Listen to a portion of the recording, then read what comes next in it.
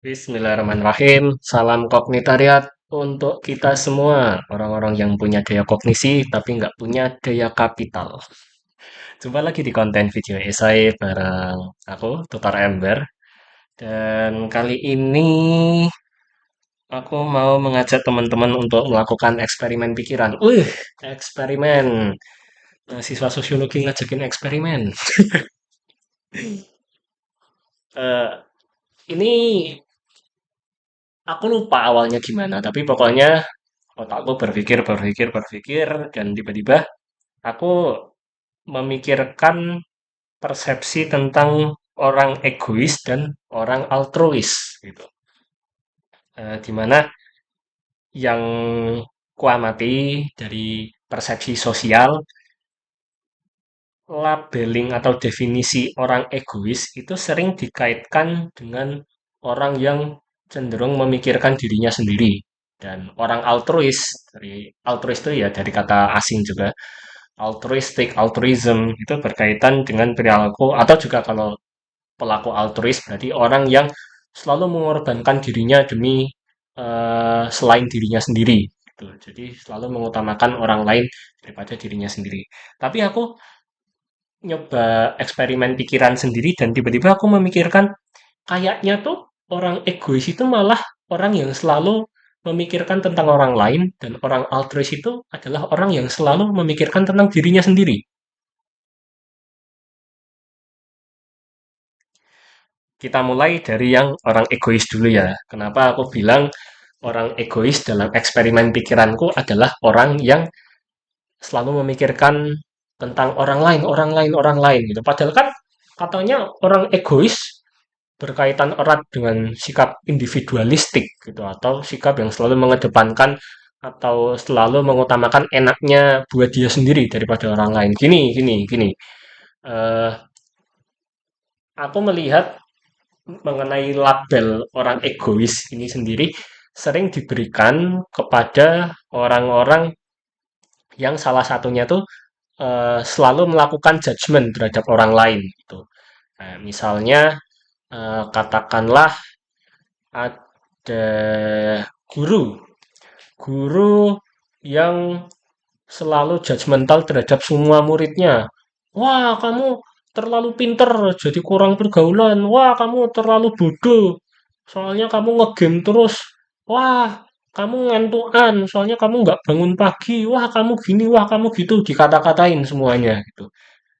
Apakah guru ini disebut orang egois karena dia mikirin dirinya sendiri dan tidak memikirkan perasaan murid-muridnya tersebut? Enggak. Justru aku mikirnya guru seperti ini yang selalu ngata-ngatain siswanya, siswanya selalu dikatain, selalu dihakimi. Justru itu mereka selalu memikirkan orang lain gitu. Karena orang egois ini tidak punya nilai yang berharga dari dalam dirinya sendiri untuk dia pikirkan kembali, untuk dia isi secara positif. Sehingga dia lebih memilih daripada mengkoreksi diri, mending mengkoreksi orang lain. Jadi itulah polanya orang egois memikirkan orang lain. Jadi entah ya ini eksperimen pikiranku aneh dan aku belum terlalu bisa menjelaskannya dengan baik, apalagi dengan mencari dalil-dalil referensi ilmiah relevan gitu belum bisa. Cuman ini pikiran spontanku yaitu orang egois itu justru selalu pengen menghakimi orang lain. Yang dia pikirin, orang egois itu selalu mikirin gimana caranya bisa berbuat sesuatu terhadap orang lain gitu. Tapi kan berbuatnya apa namanya? Berbuatnya demi kepentingannya dia sendiri. Nah, plot twistnya kepentingannya dia sendiri ini nggak mungkin terpenuhi tanpa keberadaan orang lain. Jadi ini justru apa ya menyingkap tabir bahwa orang egois itu lemah banget. Saking lemahnya mereka nggak bisa independen, mereka dependen banget.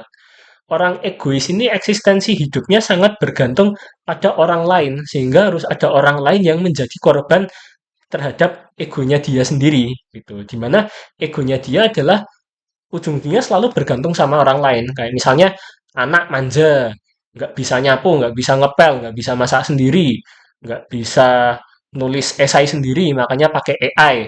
Yaitu eh, egoisnya tuh justru terlihat dengan mereka selalu memikirkan orang lain, selalu mengingat orang lain karena mereka dependent, dependent with others. Kalau nggak ada others, mereka nggak bisa hidup.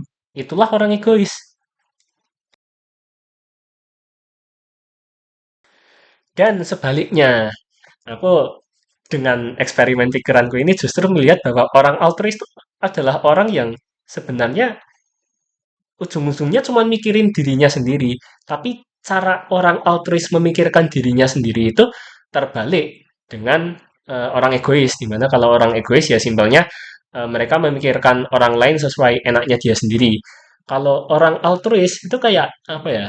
In another level lah mereka. Orang altruis itu justru memikirkan justru orang altruis itu justru hanya memikirkan dirinya sendiri dan dari yang dia pikirkan tentang dirinya sendiri, dia sadar bahwa cara menjadi versi terbaik dari dirinya sendiri adalah dengan membantu orang lain. Tapi ketika orang lain atau bahkan apa ya, seisi dunia berbuat jahat si orang altruis nggak peduli. Karena yang dia pedulikan tuh gimana caranya menjadi diri yang baik. Udah selesai. Orang altruis tuh hanya memikirkan tentang dirinya sendiri, hanya ingin menjadi pribadi yang baik.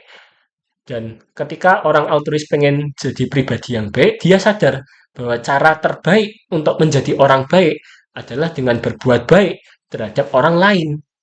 Itu pikiran dan atau perilakunya orang altruis. Kayak polaku berdasar eksperimental pikiranku, aku melihatnya kayak gitu. Jadi eh, orang altruis itu justru sangat independen.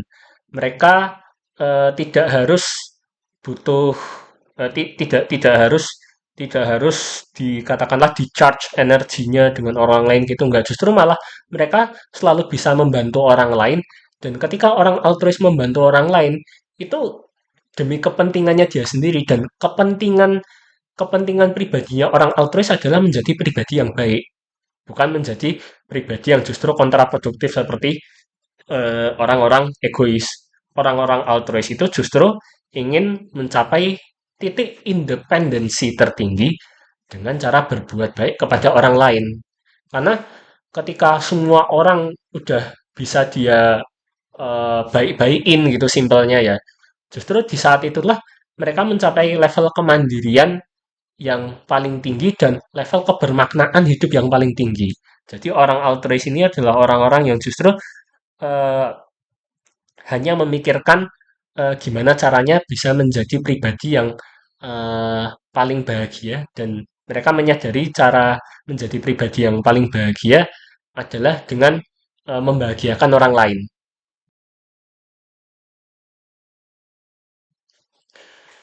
Oke, ini video esai yang mungkin paling aneh, paling muter-muter menurutku.